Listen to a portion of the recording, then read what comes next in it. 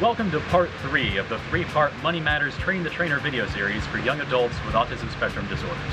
This series combines the financial literacy training expertise of the University of North Texas Student Money Management Center with the ASD programming expertise of the Christian Farmer Autism Center.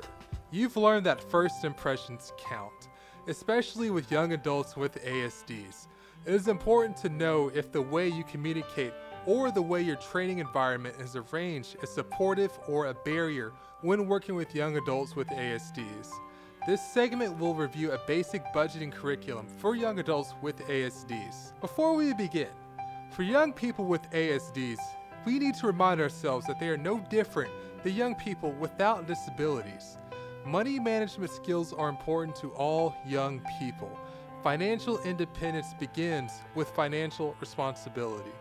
The most important responsibility in money management is budgeting. Understanding the budgeting process is the first step to help young people with ASDs become more financially independent. Whether your students are college students starting out on their own or are starting their first job, budgeting benefits everyone.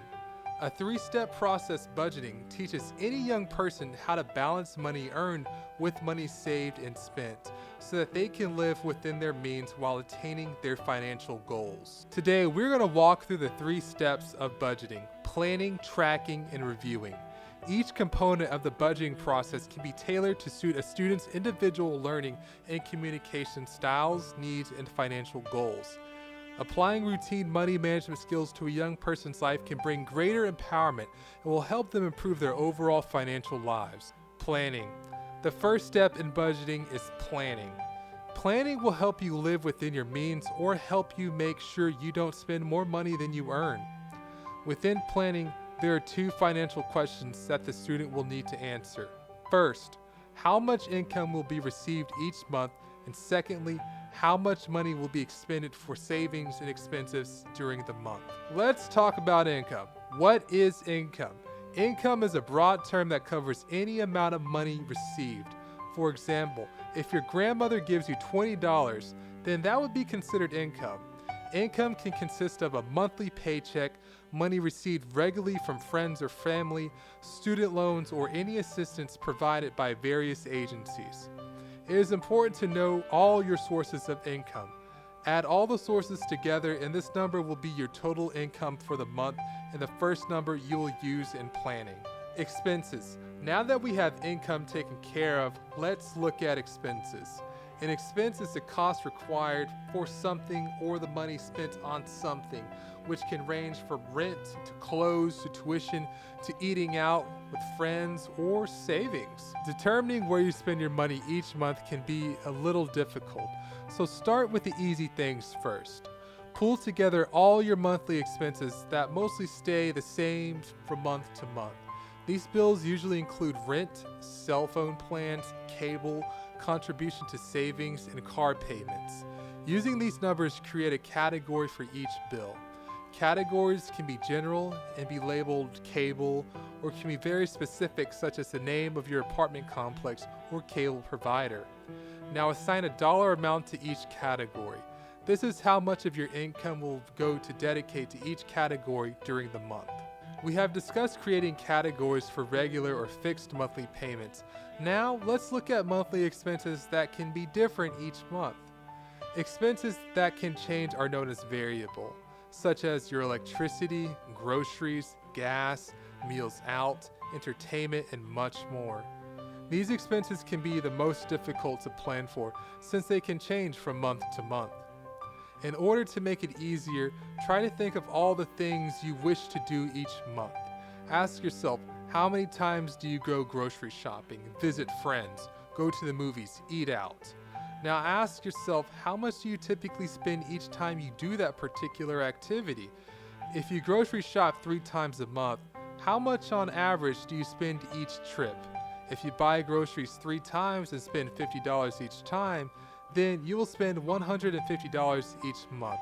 Apply this concept to all your monthly expenses and create categories. Balancing. Now that you have identified your income and expenses for a month, subtract your total expenses from your total income. Is this number a positive or negative number? If the number is 0 or positive, congratulations, you are living within your means. If the number is a negative number, you still have some work to do because you are spending more than you are earning. You need to find a balance to ensure that you are living within your means. Finding a balance point will allow you to proceed to the next stage in the budgeting process, tracking. Remember, planning likes round numbers. Don't get tied down trying to determine to the exact penny what each of your categories will look like in your budget.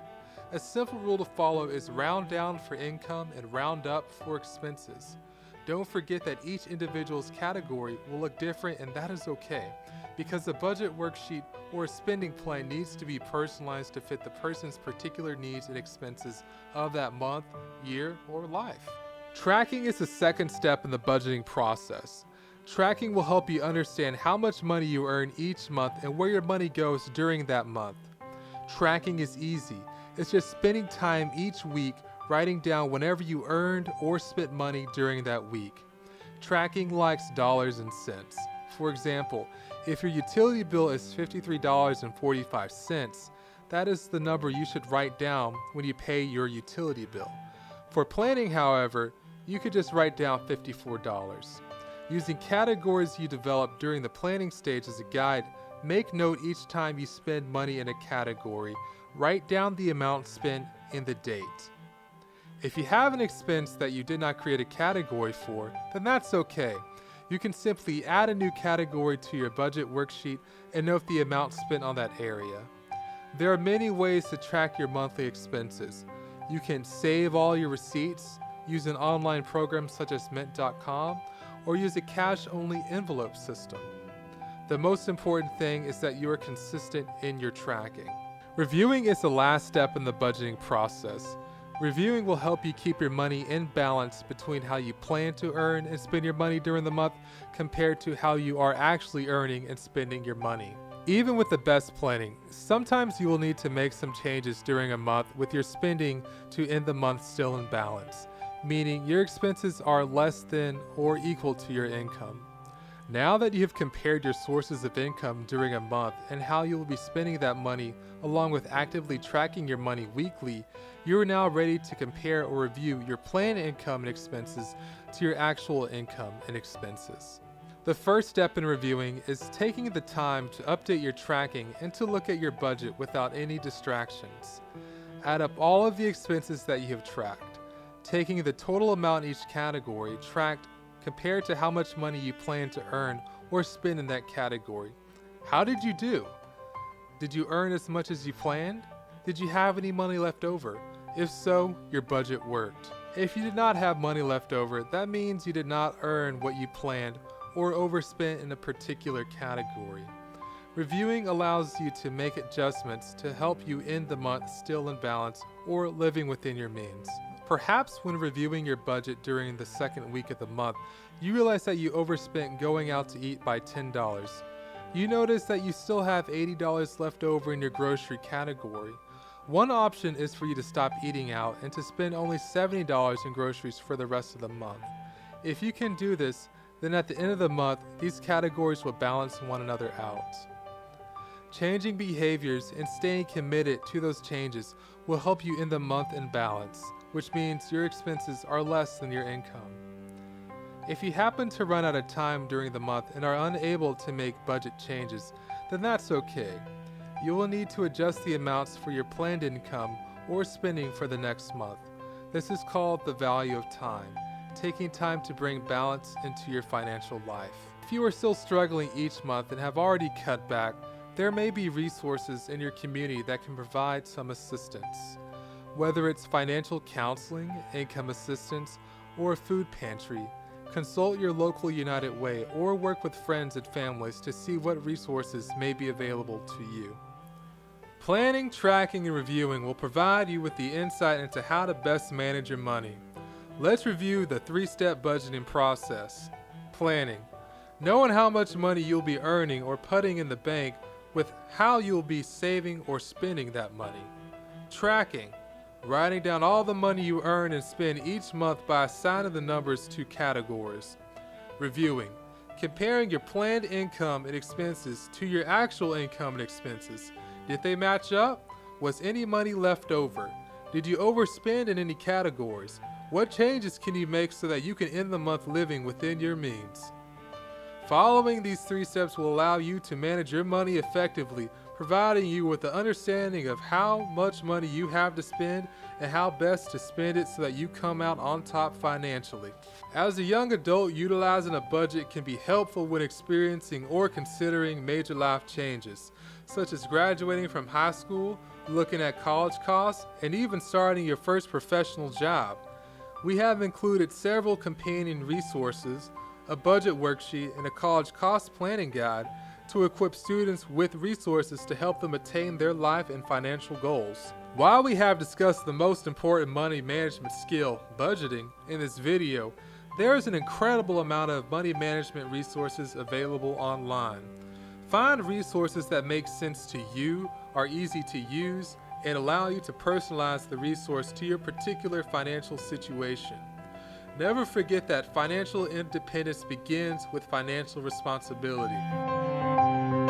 Good luck.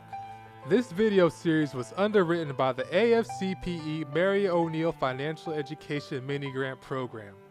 The mission of the Association of Financial Counseling and Planning Education is to provide professional development experiences for financial educators, practitioners, and researchers to improve the economic well-being of individuals and families worldwide.